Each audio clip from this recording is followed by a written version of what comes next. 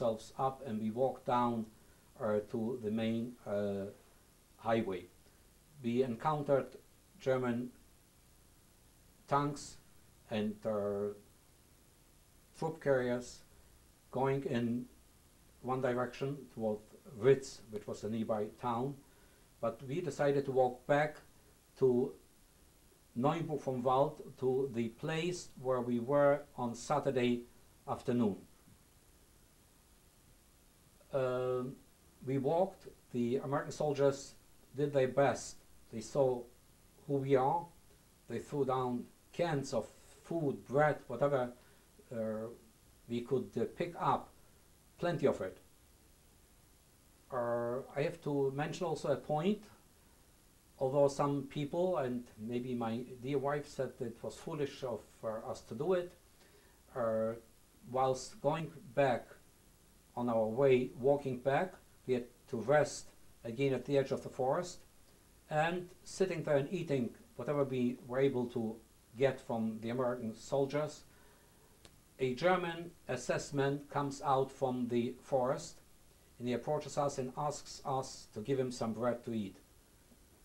Myself, not being able to help myself, had to break off a piece of bread for my bread, whatever I had, and had to give it him. Although knowing fully well that this very same SS man must have killed many of my friends a day or 2 days before. We walked for, I would say, the remainder of the day until Tuesday night when we reached Neuburg vom Wald.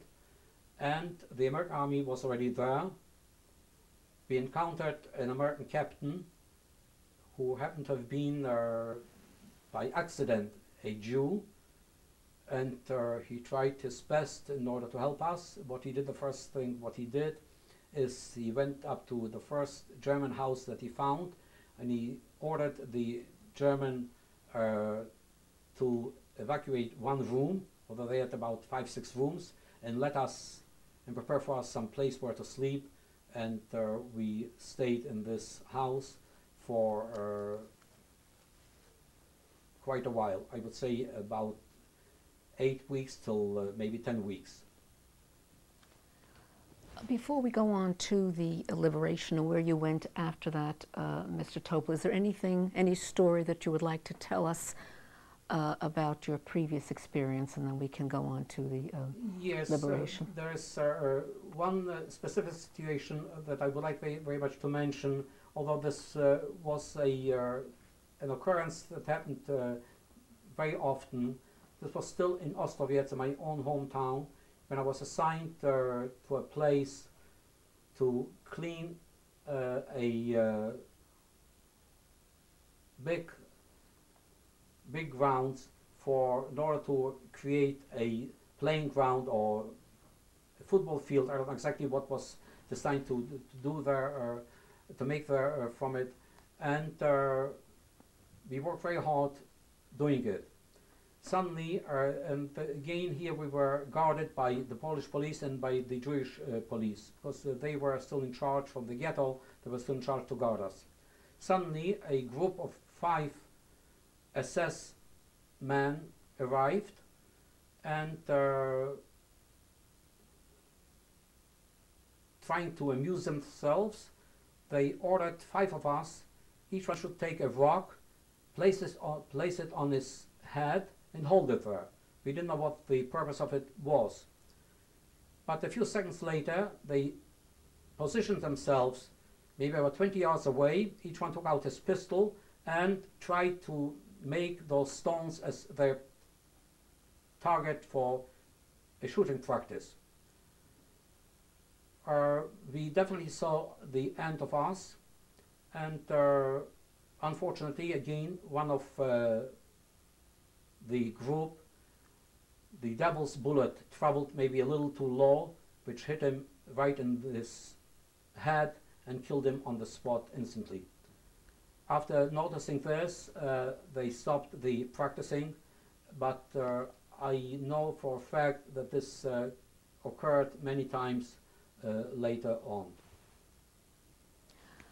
All right, let's go back now. You were at this house for about 8 weeks after liberation. Where did you go after that, Mr. Topel? After the, although I had still another point to mention, could I mention one additional point? When we were still in Ostrowiec and we worked at Jaeger, we went back every day after work. We went back to the ghetto, which was the small ghetto. One day, on the way back from work, the Schutzpolizei came to us in the middle of the way, walking back from the workplace to the ghetto, and ordered us to go back to Jaeger. We had to turn around and walk back. We didn't know what the purpose of it was, but we couldn't help it. Orders from the German police, we had to do it, and no questions asked. When we came, again, they decided to do something that they didn't do maybe for a few days or whatnot. They had a list of 11 people. They called out their names. They took them out in front of the group and shot them on the spot. These were the elite, I would say, from the Jewish population in Ostrowiec who were still alive at that time. It was for us a very shocking experience, especially when a man, a very noble man in town, he was, I think, with 2 heads taller than myself, he was never too tall, he was standing next to me, and he tried somehow to lower himself. He shouldn't be noticed too much. Unfortunately, he was also taken out and shot. I wanted to mention this point because the brutality of the Germans had no stop. And I mentioned only minor points, and we could go on for weeks and months in order to tell our story. All right, we are now back at Liberation, and did you go to a DP camp after this? No. I don't know, maybe you could call it a DP camp. It was not a camp as such. Mm-hmm. There were quite a number of large DP camps in Germany. There was Feld, I think, Fernwald, and some others. In Austria were some DP camps. In Neuenburg vom Wald, the UNRWA, representatives of the UNRWA came there and tried, after knowing that the British government allotted